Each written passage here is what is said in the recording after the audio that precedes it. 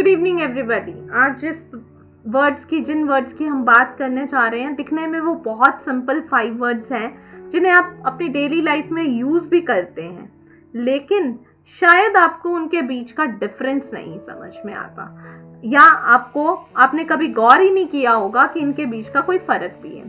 एक ऐसा वर्ड है आंसर एंड रिप्लाई। देखिए, बहुत बार ये वर्ड्स हम यूज करते हैं, लेकिन इनके बीच के लॉजिक को समझना है कि आंसर कब आता है और रिप्लाई कब आता है। आंसर का मतलब भी होता है जवाब देना, किसी को रिप्लाई कर देना, मतलब आपने उत्तर देना, राइट। इसको परफेक्ट हिंदी में बोलेंगे उत्तर देना। रिप्लाई का मतलब भी होता है किसी को जवाब दे देना। बिल्कुल सिंपल है, दोनों का मीनिंग सेम है, लेकिन यूजेज में फर्क है।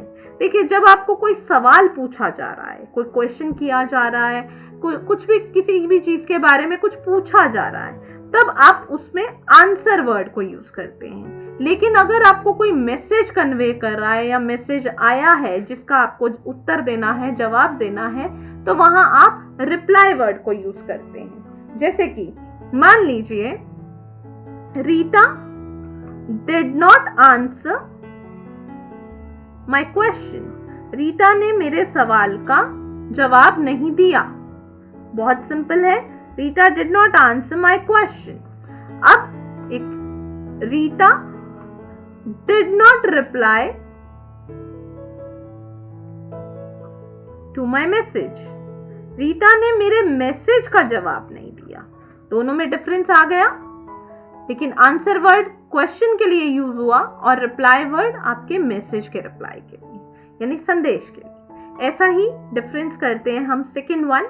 बहुत इजी है ये भी। आपको याद होगा, एक एडवाइस वर्ड होता है जो सी से भी होता है, और एक एडवाइस वर्ड होता है जो एस से भी होता है। अब ये बहुत कंफ्यूजिंग है। हम ये कंफ्यूज हो जाते हैं कि सी वाला एडवाइस आएगा या एस वाला एडवाइस आएगा। देखिए, दोनों ही सलाह देना,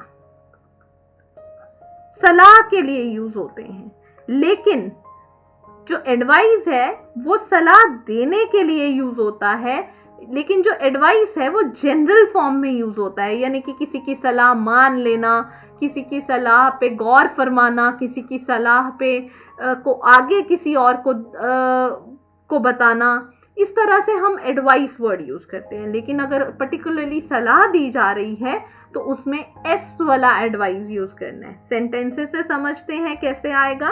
जैसे कि मान लीजिए, she did not listen to my advice. अब she did not listen to my advice, कौन सा एडवाइस आएगा? सी वाला एडवाइस आएगा, क्योंकि ये जनरल, सुना नहीं उसने मेरी एडवाइस को। लेकिन अगर मैं इस एडवाइस की बात करूं, तो टीचर एडवाइज्ड स्टूडेंट्स, यहां पे सलाह दी जा रही है, advised students to work hard, मेहनत करने की सलाह दी जा रही है, तो ये सलाह देने की बात हो रही है, इसलिए एस वाला आएगा। यहां सलाह सुननी नहीं उसने, मानी नहीं उसने, तो सी वाला आएगा। This was the second one. अभी हम थर्ड पे चलते हैं। What is the third one? Third हमारा डिफरेंस है बहुत सिंपल वाला, अडैप्ट एंड अडॉप्ट। इसको भी समझना बहुत आसान है।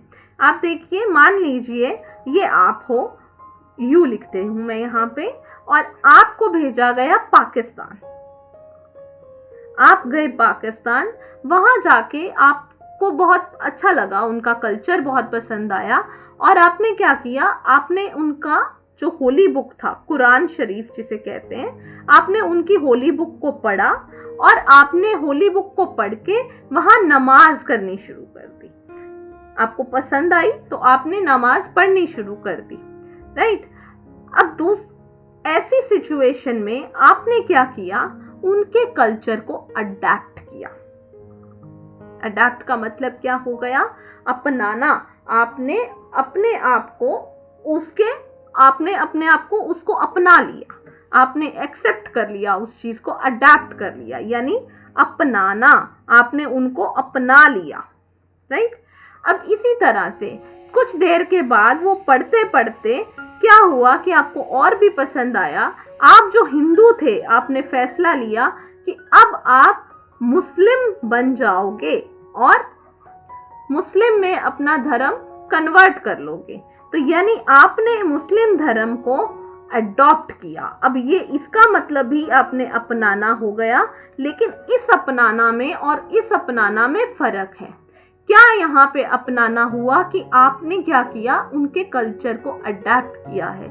आपने हिंदू धर्म नहीं छोड़ा, लेकिन आपको उनका कल्चर पसंद आया, इसलिए आपने उनकी नमाज शरीफ, कुरान शरीफ पढ़ के उनकी नमाज करनी शुरू कर दी। आपने उनको अपना लिया, लेकिन अपना धर्म नहीं छोड़ा।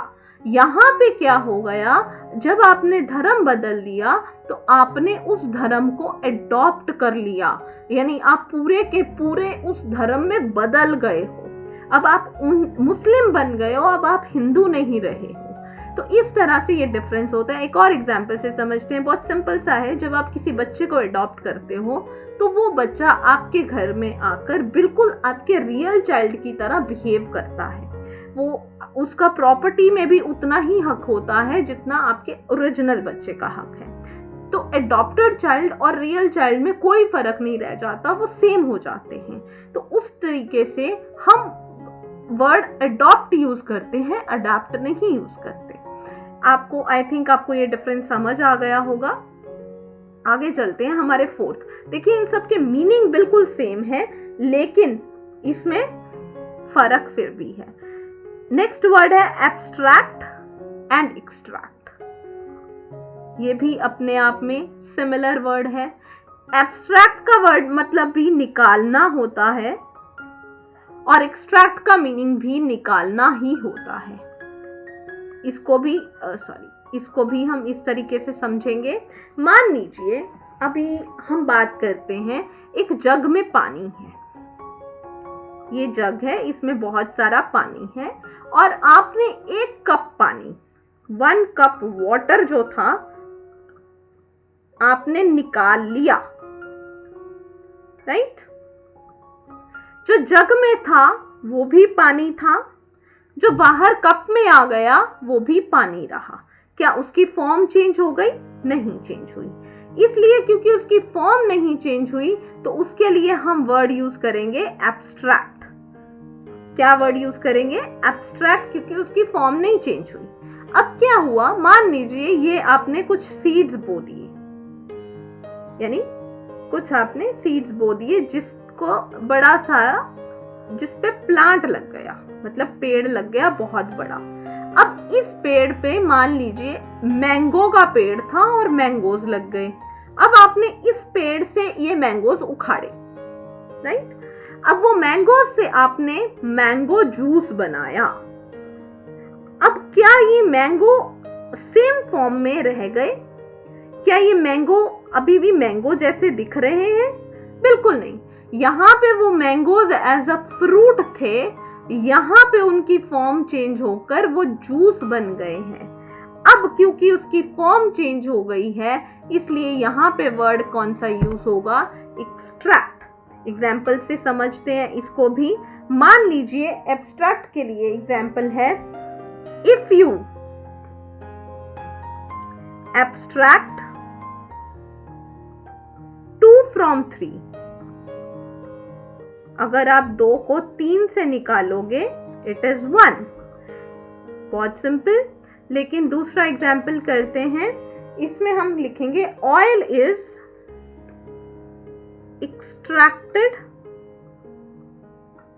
From oil seeds. इसका क्या मीनिंग बना? इसका मीनिंग बहुत सिंपल है कि ऑयल को ऑयल सीड से निकाला गया। अब आप देखो यहां पे हमें समझना है, यहां ये ऑयल को ऑयल सीड से निकाला, इसकी फॉर्म चेंज हो गई तो मैंने वर्ड एक्सट्रैक्ट यूज किया। लेकिन यहाँ पे जब मैंने 2 को 3 से निकाला था तो ये भी नंबर था, ये भी नंबर है और इसका रिजल्ट भी नंबर ही आया। यानी कि यहाँ पे मैं एक्सट्रैक्ट नहीं वर्ड यूज करूंगी, एब्स्ट्रैक्ट को यूज करूंगी। आई होप ये वाला पार्ट आपको क्लियर हो गया होगा। अब हम ऐसे ही एक मीनिंग करते हैं जिसमें मीनिंग्स डिफरेंट है लेकिन दिखने में वो वर्ड एक जैसे लगते हैं। That is except and expect. इसके पहले प्रोनाउंसिएशन समझिए, एक्सेप्ट, एक्सेप्ट, और ये एक्सपेक्ट, ई से है, एक्सेप्ट, सॉरी एक्सेप्ट नहीं, sorry this is wrong word, it should be accept only. पीछे दोनों के सेप्ट सेप्ट ही है, आगे एक है और एक है, यही फर्क है इसका। ये एक्सेप्ट हो जाता है, ये एक्सेप्ट हो जाता है। एक्सेप्ट से बना इलावा, यानी किसी चीज के अलावा। एक्सेप्ट से मतलब मंजूर करना, स्वीकार करना, जिसे हम कह सकते हैं आपने किसी चीज को स्वीकार कर लिया। अब यहाँ पे अगर मैं इसको सिंपल फॉर्म में आपको बताऊं तो इसका मीनिंग क्या बनता है, आप देखिए, या जब हम पहले केस की बात करते हैं, एक्सेप्ट की बात करते हैं, तो यहाँ पे क्या है, एक है, एक्सेप्ट की बात हो रही है। एक्सेप्ट मीन स्वीकार करना, यानी कि आपने उस चीज को मंजूर कर लिया, राइट। यहाँ पे आपने उस चीज को मंजूर नहीं करा, सिर्फ उसी चीज को अकेला छोड़ दिया। यानी कि यहाँ पे आपके पास 5 स्टूडेंट्स आए कि हमें छुट्टी दे दो, और आपने पांचों के पांचों को छुट्टी दे दी। अब यहाँ पे भी फिर भी 5 स्टूडेंट्स आए जिन्होंने कहा कि आप छुट्टी दे दो, आपने एक को छोड़ दिया और बाकी सबको छुट्टी दे दी। अब यहाँ पे क्या हुआ कि आपने सबको स्वीकार कर लिया, यहाँ पे आपने एक को नकार कर बाकी सबको स्वीकार कर लिया। स्वीकार यहाँ पे भी हो रहा है, यहाँ पे भी हो रहा है। यहाँ पे 100% है, यहाँ पे 99% है। बस आपको यही समझना है कि जहां 99% है वहां वर्ड एक्सेप्ट आएगा। इसका एग्जाम्पल से समझते हैं।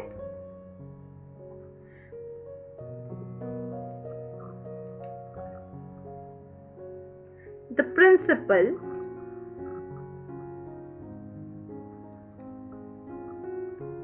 has accepted my proposal. Principal ने मेरा प्रपोजल स्वीकार कर लिया, यानी कुछ भी उसमें दिक्कत नहीं थी। The principal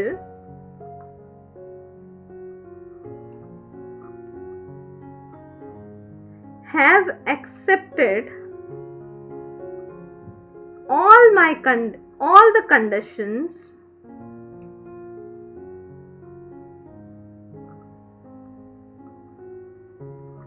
except one.